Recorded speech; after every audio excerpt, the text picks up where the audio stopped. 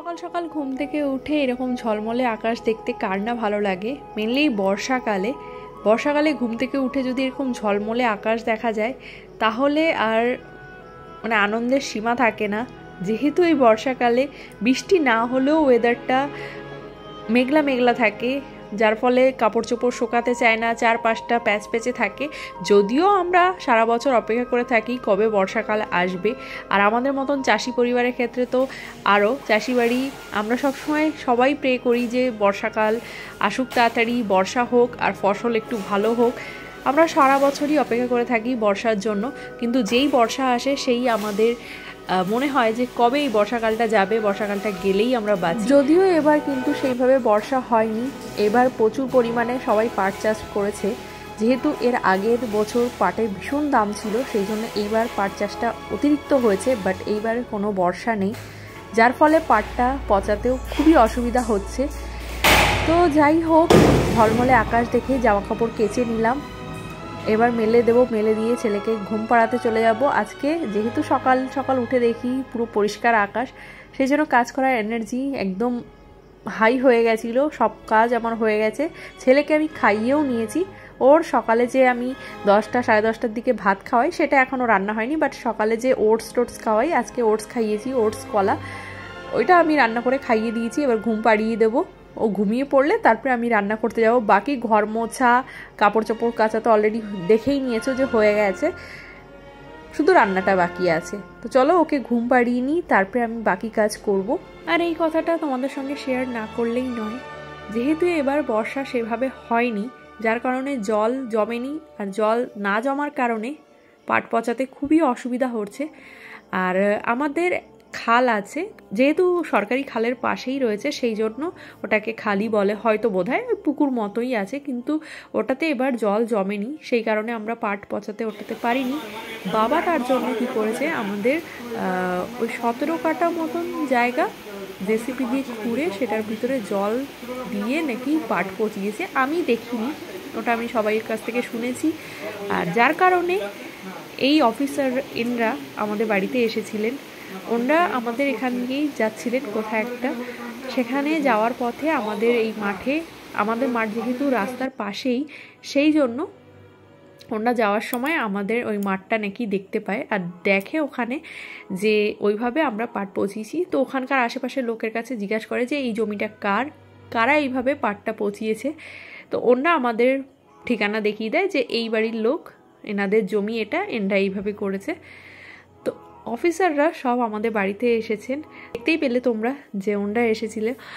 আর ওনরা এতটাই খুশি হয়েছে, এবছর নাকি বৃষ্টি কম হওয়ার কারণে সরকারিভাবেই এই উদ্যোগটা নেওয়া হয়েছিল যে এরকম জায়গায় জায়গায় এরকম গর্ত করা হবে, সেখানে জল দিয়ে যাতে চাষিরা পাট ওখানে জাগ দিতে পারে সেই ব্যবস্থা করা হবে। কিন্তু এই পরিকল্পনাটা নিতে নিতে চাষিদের পাট কাটা হয়ে গেছে, সেই সময় যদি এসে এখন গর্ত খোঁড়ে জল ফিল করে তারপরে পাট পচানোর জন্য সব ব্যবস্থা করে, ততদিনে পাটটা মানে অনেকটা দেরি হয়ে যাবে, পাটটা পচানোর টাইম চলে যাবে। সেই জন্য এই বছর পরিকল্পনাটা মানে ফুলফিল করতে পারেননি, কিন্তু আমরা নিজেরাই ওটা করেছি, সেইটা দেখে ওটা খুব খুশি হয়েছে। আর আমাদের যেহেতু নিজেদের মোটর আছে, আর তারপরে পাট যখন ছাড়ানো হবে সেই টাইমটা আরও কি করতে হবে সেই সব শুনে বাবার কাছ থেকে ওনারা খুবই খুশি হয়েছে। ওনারা বাবার ছবিও তুলে নিয়ে গেছে। তো ওই টাইমটা আমি একটুখানি ভিডিও করেছিলাম ওনাদের কথা তোমরা শুনতে পাবে না, কেন কি আমি দূর থেকে করেছিলাম, একটুখানি ভিডিও নিয়েছিলাম। যেহেতু তোমাদের সঙ্গে আমি শেয়ার করব, সব কিছুই শেয়ার করি, তো ভালো মোটাও শেয়ার করি। আর আমি খুব শীঘ্রই মাঠে যাব, যেটা তোমাদের সঙ্গে শেয়ার করব যে কি করেছে, আমি নিজেও দেখিনি বাবা কি করেছে। তো যাব, গিয়ে তোমাদের সঙ্গে শেয়ার করব। আচ্ছা, ঘর আবার আমাকে মুছতে হচ্ছে, খাওয়ানোর সময় এত নোংরা করে ফেলে, মুখ থেকে এতবার ফেলেও যে ঘরটা আবার আমাকে মুছতে হয়। প্রতিবার খাওয়ানোর পর আমি যেখানেই খাওয়াই না কেন সেখানে আমাকে পুরোটাই মুছতে হয়। আর এদিকে চলে এসেছি রান্না করতে, এখন খিচুড়ি করছি ওর জন্য। মাছের ঝোল করা হয়ে গেছে, সেটা আর দেখালাম না। সব ভিডিওতে একই জিনিস দেখালে তোমাদেরও দেখতে ভালো লাগবে না, আমারও কাজ করতে দেরি হয়ে যাবে, সেই জন্য ঝটপট করে ওগুলো করে নিয়েছি। আর খিচুড়িটা বসিয়ে আমি স্নান করতে চলে যাব।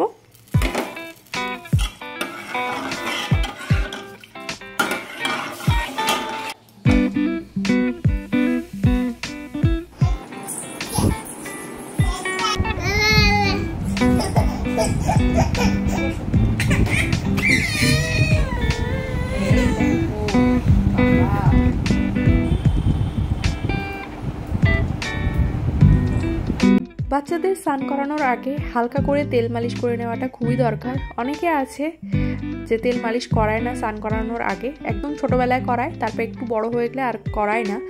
আমাকেও অনেকে বলেছে যে তুমি কেন এখনও তেল মালিশ করো, ছোটোবেলায় করেছো ঠিক আছে, বাট এখন করার দরকার নেই। কিন্তু আমি মনে করি যে তেল মালিশ করলে কি বাচ্চাদের একটা ম্যাসাজও হয়ে যায়। ওরা সারাদিন খেলা করে, শুয়ে থাকে, ওরা তো যেহেতু নিজেদের হাত পা সেইভাবে মানে আমরা যেরকম ব্যথা হলে একটু কিছু হাত পা নাড়িয়ে নিই, কিন্তু ওরা তো পারে না। ওদের এই তেল মালিশ করার সময় একটু এক্সারসাইজ করানো হয়, এগুলোতে ওদের হাত পা মানে যে ব্যথা ভাবটা হয় সেটা কমে যায়, ওদের হাত পায়ে মানে একটু ভালো ফিল করতে পারে ওরা। সেজন্য আমি মনে করি যে স্নান করানোর আগে হালকা করে তেল মালিশ করে নেওয়াটা খুবই দরকার। আর শীতকালে করে অনেকে, বাট গরমকালে করতে চায় না, কিন্তু বাচ্চাদের সবসময় তেল মালিশ করা উচিত। আমি এক্সারসাইজ না করাতে পারি যেদিন, সেদিন শুধুমাত্র তেলটা মালিশ করি, তেল মালিশ করে ওকে স্নান করাই। আর এতে ঠান্ডাটাও কম লাগে, জলটা গায়ে বসে কম, তেল থাকার কারণে জলটা তাড়াতাড়ি ধুয়ে চলে যায়, আর ভালো করে মুছে দিলে ঠান্ডা লাগে না। আর আমার ছেলে তেল মালিশ করাটা এনজয় না করলেও ওকে যখন এক্সারসাইজ করাই আমি, সেটা ও ভীষণ ভালোভাবে ও এনজয় করে। আর আমি যখন ও ছোট ছিল তখন আমি ওকে দিনে 3 বার মালিশ করতাম। আর লাস্ট যে ঠান্ডাটা গেল, মানে ওটা ফার্স্ট ঠান্ডা ছিল, তো ওই ঠান্ডাতে আমি দিনে 2 বার করতাম। আর এখন একবারই করি, এখন আর 2 বার 3 বার করি না, একবারই করি। আর আজকে একটু ওকে শ্যাম্পু করিয়ে দেবো, অনেকদিন শ্যাম্পু করানো হয় না। আর একদিনে আমি কখনোই শ্যাম্পু বডি ওয়াশ করি না, যেদিন শ্যাম্পু করি সেদিন সাবান লাগাই না, আর যেদিন সাবান দিই গায়ে সেদিন ওকে শ্যাম্পু করাই না।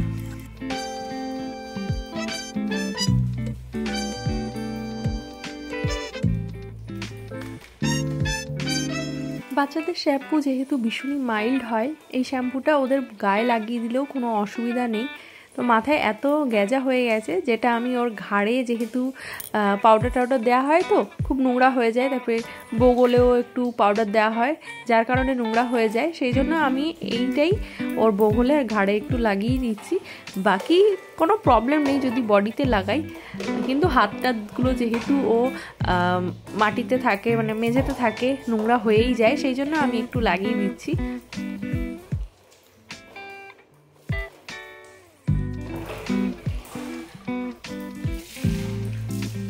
সো আমরা ভিডিওর একদম শেষে চলে এসেছি। ভিডিওটা যদি ভালো লাগে তো অবশ্যই লাইক করে দিও, ফ্রেন্ড আর ফ্যামিলির সঙ্গে শেয়ার করো, আর কেমন লাগলো সেটা কিন্তু কমেন্ট করে জানাতে ভুলো না। আর তার সাথে সাথে যদি চ্যানেলটি সাবস্ক্রাইব না করা থাকে তাহলে চ্যানেলটিকে সাবস্ক্রাইব করে নিও। আর এখন ও গরম গরম দুধ খেয়ে ঘুমাবে। তো চলো দেখা হচ্ছে নেক্সট ব্লগে। Tata, bye bye, love you all.